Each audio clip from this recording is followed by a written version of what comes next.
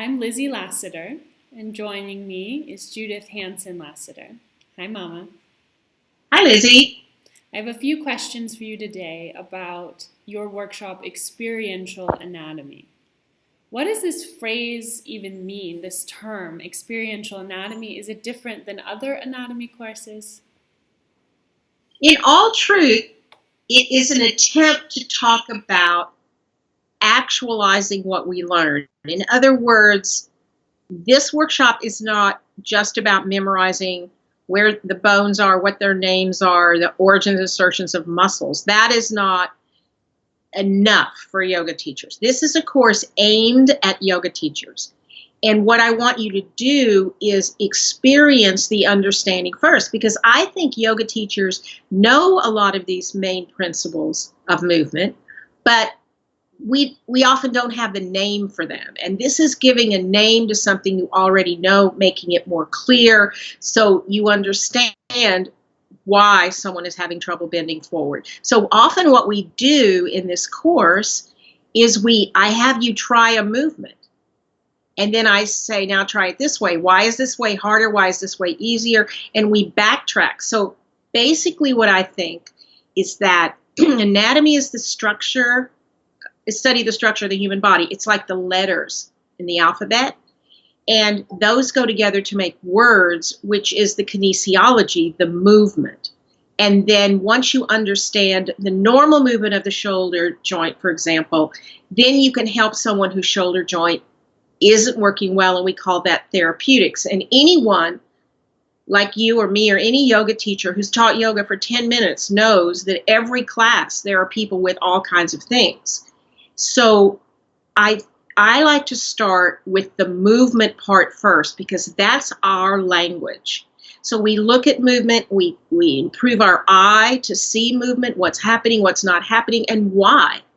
So I say, get down on the floor, try this. And then we backtrack to the anatomy. So it's not abstract, academic, arcane knowledge. It's embodied and experienced in your body. But most teachers have had anatomy in their 200-hour teacher training course. So how is what you're teaching or offering different?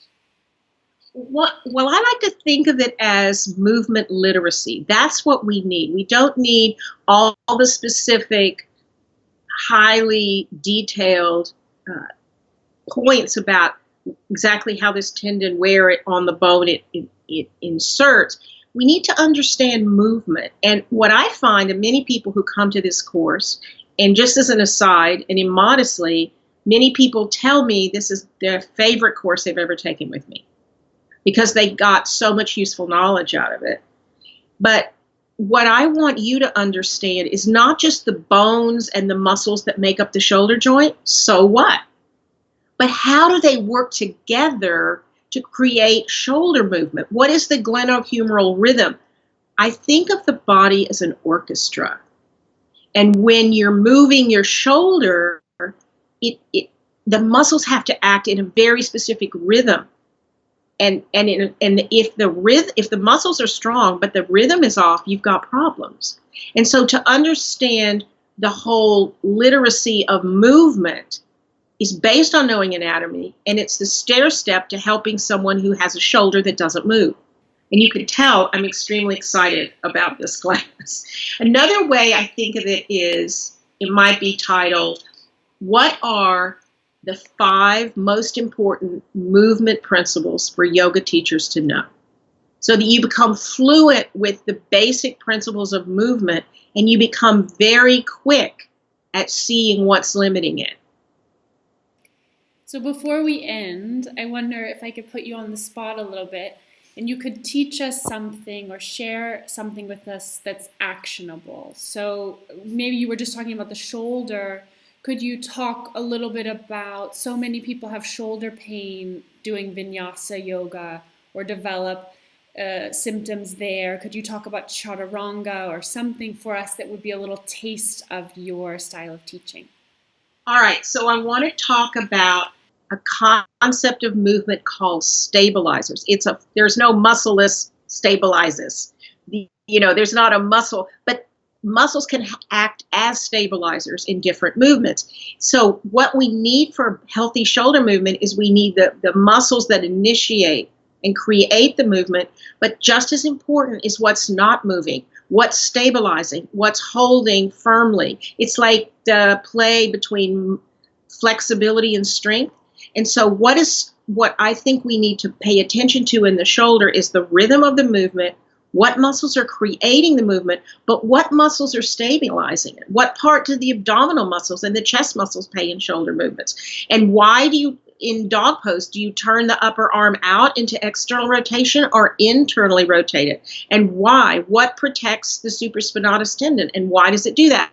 Here, look at the bones. So one of the things that has to happen when you move the shoulder is the surrounding muscles have to hold you stable. And one thing that people often have no idea, that in order to take your arm, your upper extremity, over your head forward flexion or out to the side and up, you have to back bend your thoracic spine. So without, and we can try it right now. Okay, so round your upper back. This is you before yoga. Round your back. Now try to take your left arm straight up. You can't go. Now, this time when you do that, let your upper back bend. Mm-hmm. So the back bending that's great. The back bending of the thoracic spine or the dorsal spine, depending on where you live, is important to shoulder function. So some people who are learning elbow stand or handstand, it's not shoulder weakness. It's nothing inherently wrong with the shoulder, but their upper back is too inflexible and doesn't and won't back bend enough, and therefore they can't get up into full flexion. Fascinating. To me, it is absolutely fascinating. And I have true confession to make. When I teach this class, I get very, very excited and happy. I've taken this course and it really changed the way that I teach. For me, it was also a degree of confidence that yes. I'm not just repeating alignment cues that I've heard about how to do asana, but that I actually understand more the mechanics of what's going on in my student's body. So are you telling me that you therefore do not ask people to do impossible things anatomically? I try not to. Okay, well, in conclusion, Mom, before we go, please tell us your qualifications for teaching anatomy, your anatomy degrees and books you may have written about anatomy. You have to brag for 1 minute about your resume for teaching anatomy. I actually started, little known fact, you don't even know this, I started studying anatomy when I was in the 7th grade, because that was when the Russians put up Sputnik, which was the first space trip. I don't know the technical terms, but and so suddenly there was this panic in U.S. education that we were falling behind the Russians in the Cold War in space exploration. So all of a sudden science became hot. And they had this one class in my middle school for people who were sort of nerdy, I guess I was. And it was I learned all the bones of the body, all the muscles. We did blood typing. We had a beef heart. We opened it. It was really like almost a college level anatomy class. And that's what set me on the path. And then, of course, practicing and teaching yoga, but then I became a physical therapist. And I've been teaching yoga for almost 46 years. And most of that time as a trained physical therapist. And I've also written a book called Yoga Body, which is asana kinesiology for yoga teachers. And it's all about immediately applying the knowledge that you learn. It's not about just knowing a lot of things to go on a quiz show and make money.